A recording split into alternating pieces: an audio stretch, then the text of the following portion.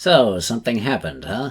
Guess I could share my thoughts on it. Before we have a look at all the stuff that has come out, there are some things I should probably say. So, if you're only interested in seeing what I have to say about these trailers, go ahead and skip to the timestamp I'll show right now. But first, there are some things I should address. I have seen a few people claiming that I caused this to happen, and while that is flattering, I personally highly doubt that my video is what prompted this. My video went live in October of last year, but it didn't go viral until April of this year. Super Bomberman R Online's cancellation was announced at the beginning of June, and Super Bomberman R2 was announced at the end of June. Cool as the thought is, I do highly doubt Konami is making this as a response to my video. I mean, 250,000 views is huge, especially for my channel where I just dump random stuff when I feel like it, but it isn't really at the level of what I think could have an impact on the industry or something like that. 250,000 views also doesn't really equate to 250,000 people that have seen the whole thing. Looking at the current hour count, it looks more like 15,000 or so. Some people said they have watched it multiple times, and while I don't know if I understand that, I'm glad you enjoy it. And the playlist version of it also doesn't have much higher stats. But hey, if the video caused more interest in Bomberman, then great. I'm glad it had the intended effect. For what it's worth, I did get the #1 spot if you search for Bomberman on YouTube. It was taken away by the announcement trailer, but then my video got it back a few days later, so,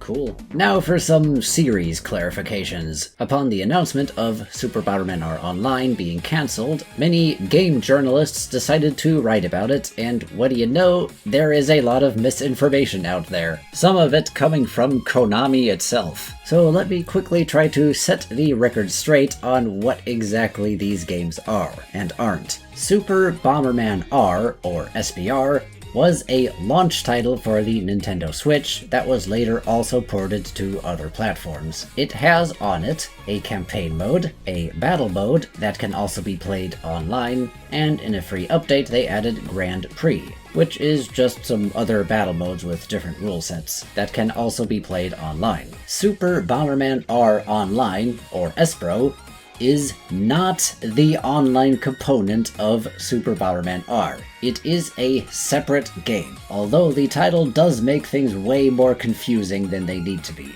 That and the fact that they reused a whole bunch of character assets from SBR. Initially a Google Stadia exclusive game, it was later ported to other platforms. Konami's announcement seems to be ignoring the original launch date as a Stadia exclusive. Its total lifespan will have been more like 28 months and not 18 months. For its part, SBRO is a freemium game focused on its Battle Royale 64 mode, where you can purchase season passes or whatever to unlock different characters, and you also have to pay to be able to host private lobbies for more classic Bomberman battle games. I suppose I can also mention Bomberman the Medal here. It's kind of part of the SBR franchise. Released in 2018, it is a medal game, or one that is available in arcades where you can earn tokens by playing it. It's implemented in a pretty scummy fashion, though. You have to put like a gazillion credits on it just to be able to use bombs, and if you run out of bombs, you gotta spend more credits. And it has its own really weird localization shenanigans. The Japanese version of the cabinet has a traditional battle mode, but for the international version, they got rid of the battle mode and also got rid of the characters on the screen, so you're just throwing bombs in. But the second international version re-added the characters, but did not re-add the battle mode. It's a whole other rabbit hole with that thing. I had the chance to try it, and I did not have fun with it. In fact, I might even call it the worst Bomberman game, worse than Story DS. So that's what the SBR series consists of as of now. In the big video, I was very harsh on SBR, and I suppose I should clarify some things. When I complained about it contradicting previous games, that's not because I have that much of a gripe with it. Bomberman always contradicted itself. It's more because when SBR was released, there were many people going around saying, oh wow, they're going into Bomberman's origin, or oh, the different colored bombers are finally having a personality. That has never happened before. I was responding directly to that by saying, yes, he has had origins, and yes, the other colored bombers have had fleshed out personalities to varying degrees in various Bomberman media. I didn't go into it in the big video, but in the 90s, many commercials and mangas already had somewhat of a personality trope for some of the characters. For instance, Red is very often shown to be a girl, and this was carried over into Bakugaidan. Now, you could argue that the whole,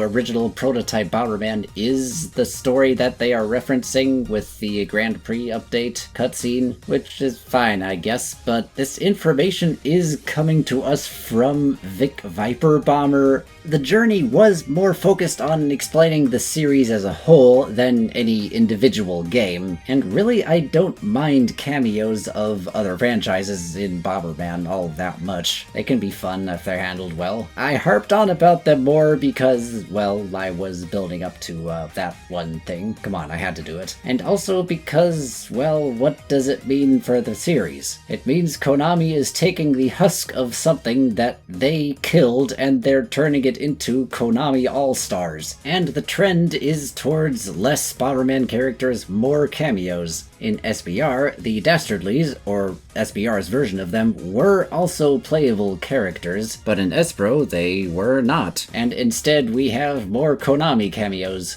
There are unused voice lines in SBR, indicating that Bugler was going to be a playable character. And of course they did introduce another new character, Smuggler. Is he gonna be playable? No, of course not. They're gonna add more Konami cameos. But okay, what are my thoughts on SBR just as a game on its own? Well, I actually did have fun with it. I did not think for a second that Konami would ever do anything with Bomberman, and though I was happy that he was getting a game at all, I can't say I was happy with the way he came back. It's a personal preference thing, but I do not like the Bomberman brothers. For the most part. Sorry. Most of them have one personality trait that is used for a joke in a cutscene, and that's that. When they set off on their mission, White has to force all of them along with him. Like, they aren't even motivated to go out there and save the world. You'd think at least Red would be motivated to fight the bad guys, but no, he apparently has to be forced in the ship too. Why does White take these guys along with him? Black goes from making sexist remarks to being afraid of girls to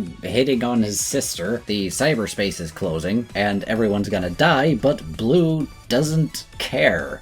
Pink Bomber is a good addition though, to be honest. Outside of her official bio, and in the free update mission, she is a decent person, and she is filling the number 3 slot, which is more female representation than Bomberman has had before for the most part. She was even going to be one of the characters in the board game that got cancelled. Karaoke Bomber being their long-lost sister Pretty is just not very well thought out at all. Plasma Bomber almost brings up a deeper plot about societal oppression of robots, but then it gets tossed aside without a second thought. Gameplay-wise, it is extremely basic. Now, as a Bomberman fan, you will often be confronted with, oh, 2D Bomberman is the same game over and over again and nothing more. Of course it's not gonna be complex. Well, as somebody who has actually played all the games, I couldn't agree less. When you actually look into them, you will see that the different games did add different gimmicks to them, like the Louis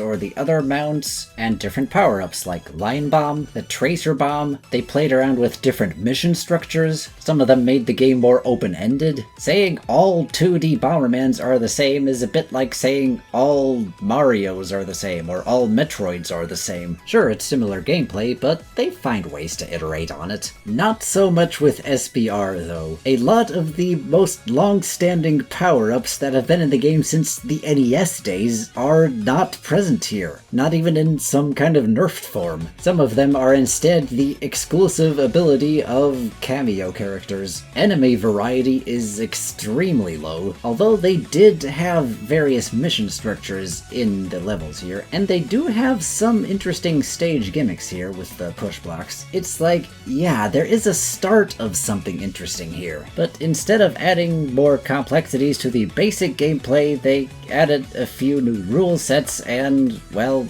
Konami cameos for the next few years. I will say again, though, the music is pretty cool in SBR. I especially love Karaoke Bomber's boss fight.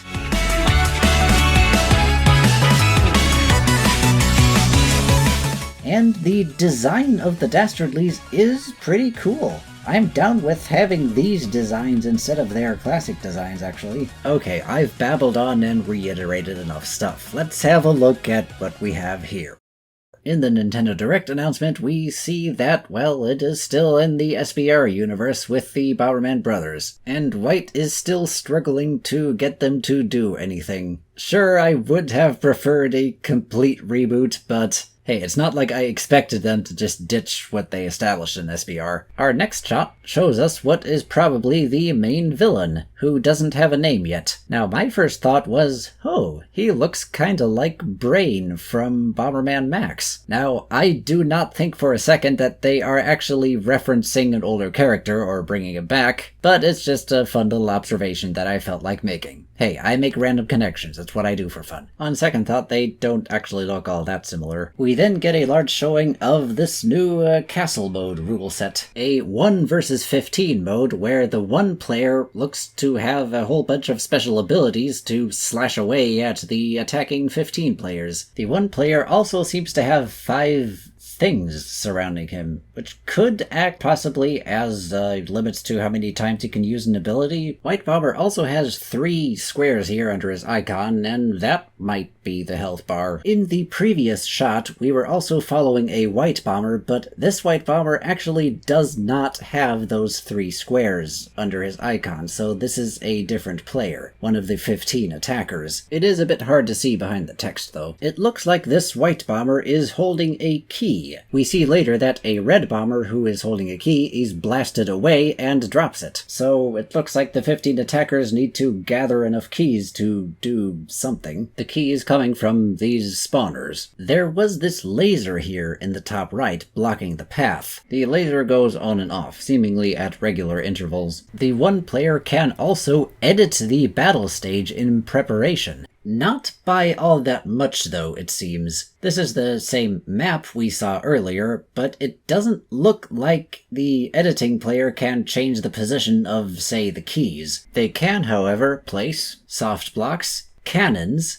The cannons look to turn on a regular basis and fire out a bomb. We see a cannon later that has smoke coming out of it. Appears to be malfunctioning, but still fires a bomb. So possibly it will take multiple hits to destroy it, or maybe while it's malfunctioning it doesn't shoot as many bombs. These pods here are what were creating the laser in the earlier shot, so you can place those. The next thing here is a conveyor belt, which we see here. These arrows here don't appear in any of the footage, however they do appear in the footage of the Japanese Nintendo Direct, where we see that they are springboards.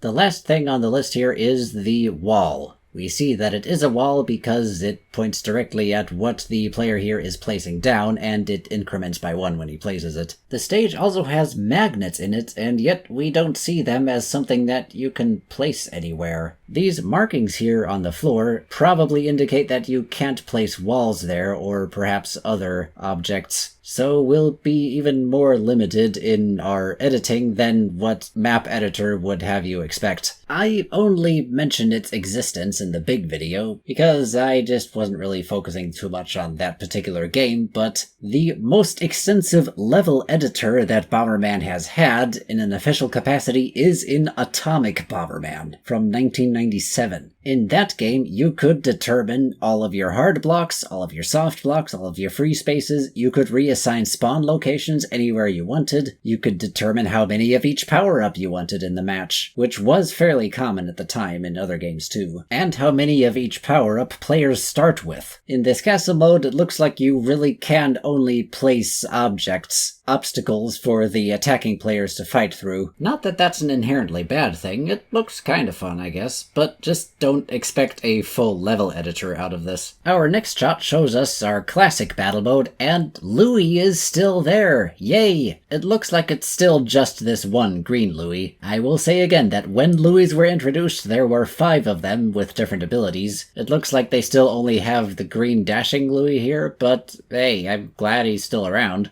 And the last snippet shows us the Battle 64 Battle Royale mode that Espro was. So while Espro is being shut down, it looks like the mode will continue to live on in SBR2. Only this time you can't play it for free anymore. Now, some people have gone around claiming that they have re-added remote bombs to SBR2. I do not know where this information is coming from. At the bottom of the screen, for both the Castle mode and Battle 64 mode, we see that we have the exact same power-ups that we have had since SBR and nothing more. Fire, bombs, roller skates, punch, kick, throw, penetration bombs, and jelly bombs. Browsing through the official website and some other things, we are confronted with these blue guys. Upon seeing them, my immediate reaction was, oh look, it's O'Neill, or O'Neill in the NES manual. One of the classic enemies that's been around since the NES game. SBR did have balance, so maybe this game is gonna have O'Neills. But no, they are officially called Elons in English, and something similar in Japanese. So no, this is not a reference to a classic enemy character. It is said they will help the one player defend the castle in castle mode, and that is what we see. Looking at the Nintendo Direct footage again, we see that yes indeed, there are Elons here. And not just that, they are charged with different elements. This yellow one looks like it's electric, and here's a red one with a fire element. It still has a blue orb on its chest though, so that doesn't change depending on which type of elemental they are. The Japanese Direct footage is a lot more upfront. Here is a blue Elon using a water attack. It also shows them spawning from those red panels in the floor. This orb is going to have significance, as we do see one right here in the title logo. They are kind of similar to the beads that all the Beat-'em-on characters had, so maybe... No, I am giving Konami way too much credit if I think they are actually going to reference Beat-'em-on with this. As for elemental powers, Bomberman has had elemental bombs and similar things in the past. Hero dabbled with it a little, then Second Attack and Generation had different elementally charged bombs that were a major part of the gameplay, some more than others. And then different elemental bombs also appeared in Jetters, the anime and the game. And they were going to appear in Bomberman 3DS from the little info we have on it. So far, these Elon and their elemental forms are the only indication of various elemental systems being in the game, so it remains to be seen how much of the gameplay is going to be affected by it. This artwork here on the official website shows that the Dastardlies are helping the Bomberman brothers build something. I definitely hope the Dastardlies will be a part of the game. There is no reason for them not to have been playable characters in Espro. I am totally down with them keeping these designs, and it looks like Karaoke Bomber is going to stay Karaoke Bomber instead of being Pretty Bomber from now on. I approve of this. Please, just retcon her being Pretty Bomber, their long-lost sister. That was not very well thought out. Just let her be her own thing. And give Phantom Bomber some more phantom-y gimmicks, so that he isn't Brain Bomber in all but name. The Twitter account says that the Bomber brothers and their new friends will try to save the universe, so could be the Dastardlies.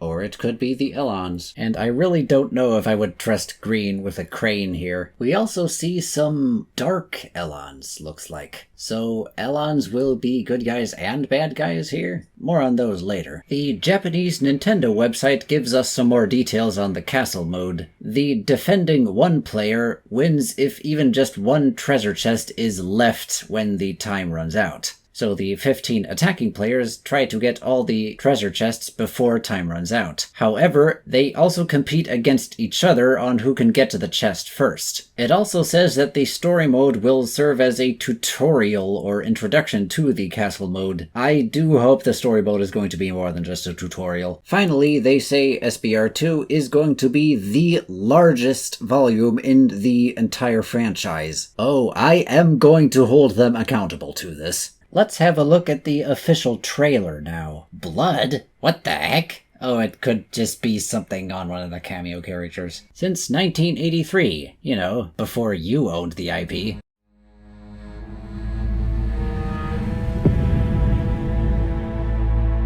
Awfully dark music. Okay, this is just a me moment, but I just have to point out how this spaceship here looks very similar to Vibos. No, I don't think they're referencing Vibos, it's just a coincidence. I found it! The next Ellenite. Ellenite, probably related to the Elons. He appears to have these dark Elons serving him, some of them with a dark head and some of them with a wider gray head. We see some dark Elons later on that do not have the orb in their chests. This leads me to think that that orb is the Ellenite in question. So either he needs the Ellenite to create these minions, or he harvests the Ellenite from the Elons and that turns them into his minions. Those are my thoughts, at least. We are nearly there. Soon I will be.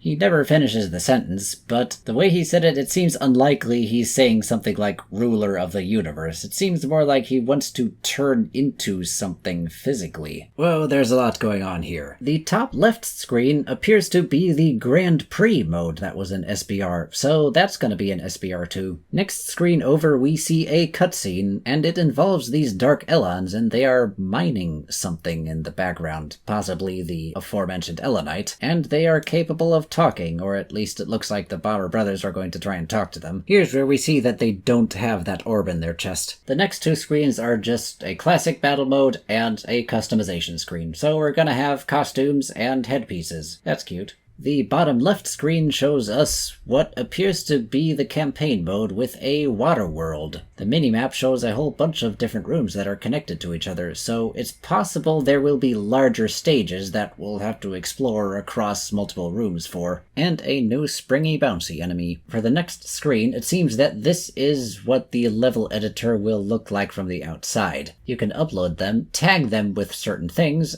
and even rate other people's custom stages. It also appears you can customize the number of lives that certain players will have in them. The next screen isn't too special, it's just the castle mode intro again. But the one after that appears to show a boss fight. Whatever this thing is, it creates a lot of explosions around itself. The look of him kinda reminds me of Pyro Commander from Quest. I guess the 4 commanders of Quest could tie into the elemental system they're having here, but I still highly doubt they're referencing older games here. We then focus on the 1 defending player's intro scene for Castle Mode, as White Bomber has these 5 things floating around him again. There's also a timer on a platform on a rail? Not sure what that's gonna be. These next scenes aren't too special. We then have 4 screens concerning story mode. The top left shows that, yes indeed, White Bomber is exploring this water level here. He picks up what looks like an ice elemental, and then this golden panel here. It's hard to see what it's supposed to be. He then walks past an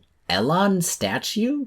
That is an Elon face on the bottom there, but the statue itself looks quite different. It does appear to have a hole in its chest though, so possibly you'd put an Elonite orb in there. Jumping to the Japanese version of the trailer, where the text is shorter, we can see that there appears to be experience points in this game, and I don't think I'm happy about it, but that's just a me thing, I guess. The right screen shows us the level editor again. This time, the object list looks like it scrolls. Upon closer inspection, it does briefly show us that we can edit that left menu, possibly, from a larger menu. The bottom left screen, with defense and strategy, appears to be a castle mode going on in the story mode, and there are multiple different defenders that White Bomber is running away from. It looks like they have names above them or something, but It's hard to tell what it says or if these are the Dark Elons. The bottom right boss battles show somebody laying what looks like underwater mines. The text that's covered by the other text here says Robo-Boss Spike Quintet. We then see that this non-Pyro Commander boss is firing missiles that then fall onto the ground and explode. Not entirely unlike Golem Bomber's mech from Super Bomberman 2. Bomberman is escorting 5, I think, Elons with him, and those panels are in the stage too, so possibly you escort the Elons to the panels and then they help you with the boss fight? R.I.P. Louis, and we get a better shot of that battle mode. It does have soft blocks that are slightly tilted, so that's cool, I guess. These 2 bombs here appear to explode at the same time, so either they were placed at the same time or the chain delay is a lot shorter and near instant now. What I mean by chain delay is how long it takes a bomb to be set off when it is hit by another bomb. The chain delay was actually really long in SBR, but it appears to be near instant here. The explosion itself is also a lot more elaborate and detailed. In the direct footage, we also see some bombs setting each other off, and there's a very high chain delay again, and the explosions aren't too detailed. It's possible the direct footage was from an earlier iteration of the game, though. Other explosions in other parts of the official trailer also show these more detailed explosions. More footage of the Grand Prix mode and the Battle 64 mode. Here's a bunch of screens. The top left is a battle mode, the exact same shot we saw earlier actually. The top middle here is just the customization screen. The top right is our castle mode again. We see that there are various gates with timers. And behind them we see, well, what looks to be a cutscene background, and on the right here we have Stage 2 Aquasta, possibly Aqua Stage. As the camera pans and the stage starts, we see the Bomberman brothers starting to have some dialogue, so possibly they will talk with each other while we are in the stage. I do hope they will have productive things to say. The bottom left gives us the background that was already present in Grand Prix mode. Another shot of the level editor, and cameo characters. Lots and lots of Konami cameo characters, complete with unique special abilities. Of course they're going to have those. For what it's worth, it does show that the Dastardlies are selectable playable characters too, so cool to have them back. There's the custom level select screen again, and here on the bottom right we see what a stage is going to be. It looks like a puzzle stage, something about doing something in the correct order. I am very much in favor of putting more puzzle elements into the game, but I still highly doubt it's going to reach the puzzling potential that Custom Battler had. Another city destroyed by the Black Moon. So the bad guy's ship is called Black Moon. And of course the other Bomberman brothers don't care. Haha, funny. And who is this? And that's about all the information we have. My thoughts? Well, I'm not happy it's still in the SBR universe, but it does seem like it's going to try some new things. Although they're really only trying new things with different modes. They're not making any changes to the basic gameplay, like re-adding a whole bunch of power-ups and mounts that were already present in older games. It still has the Konami cameo characters, and I guess they can stay, sure, but please don't make a scene where, you know, Bomberman is threatened by one of them and then loses the will to fight and has to be given it again by Vic Viper in his own game. Please don't involve these cameo characters in the story, and don't give us lore dumps through them. The Elons and this elemental system they might have going on, and the good and evil Elons and such, might prove to be at least a somewhat more interesting story, but, well, it remains to be seen. I guess it's the same feeling I had with SBR. I'm glad Bomberman isn't dead, but I also wish it wasn't this version of Bomberman. So what would I prefer? Well, aside from, you know, Konami dying and their IPs given to literally anybody else, there is an alternative here. Approximately 2.5 days after the Nintendo Direct, another Bomberman announcement was made. One that isn't as well known. This time concerning Bomber Girl. The Rainbow Update. It looks like they're going to change around how they handle their ranking system, and it's getting a new character. Let's have a look here and holy cow, is that Sirius? You know, from Baku Bomberman 64? This character who is referencing Sirius also got an introductory comic a bit later, and Keppo! It's Keppo! You know, the short-lived mascot character who was in 4 games before being replaced by a not as short-lived mascot character? Keppo!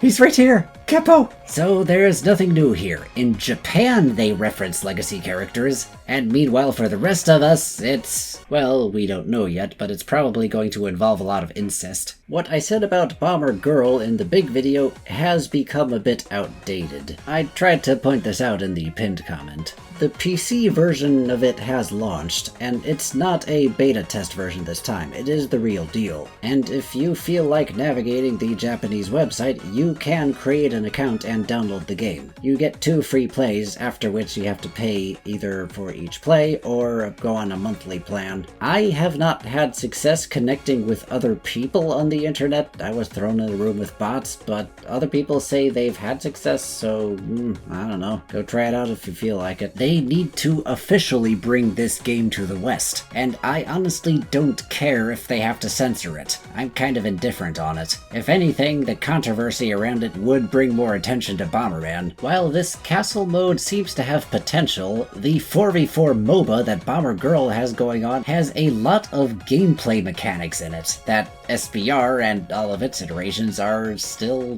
lacking. Meanwhile, Nintendo Switch Online service is still notably absent of any Bomberman games. So while I will probably get SBR2 when it comes out, and I will probably have some amount of fun with it, I can't say I'm all that much happier with Bomberman's current situation than I was before the announcement. So what do you guys think? Did I miss anything? Do you think anything else in the trailer is noteworthy? I don't know, you know, write a comment, good for the algorithm, all that jazz. I don't know how to do YouTube outro. Y'all have a nice day.